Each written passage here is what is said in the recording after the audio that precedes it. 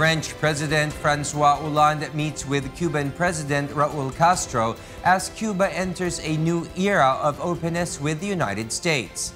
Meanwhile, hundreds of boat people, mainly Rohingyas, rescued off Indonesian coast, are taken to a mosque in Northern Aceh.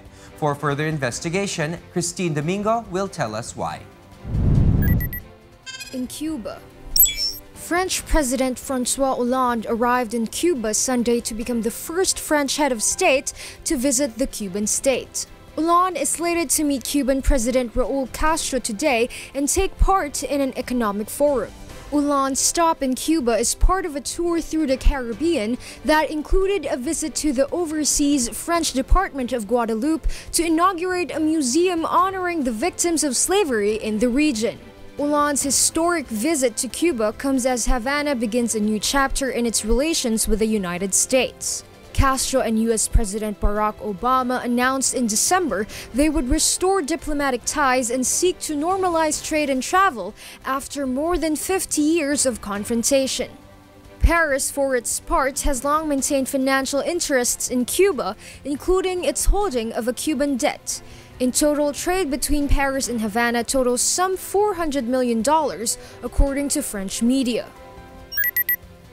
In Indonesia, nearly 600 migrants thought to be Rohingya refugees and Bangladeshis were rescued from at least 2 wooden boats stranded off the coast of Indonesia's Northern Aceh province. The overcrowded boats, which were carrying nearly 100 women and dozens of children among the refugees, were towed to shore by fishermen after running out of fuel. A spokesman for the Aceh Search and Rescue Agency said that according to the information the agency had, the people on board were Muslim Rohingyas from Myanmar.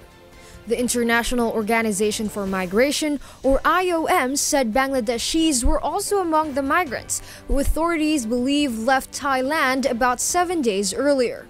Of those rescued, around 50 were taken to hospital. The police chief of North Aceh said they were suffering from starvation and many were very thin. Others were taken to a shelter in the town of Loksukon. Kristine Domingo reporting for Y News.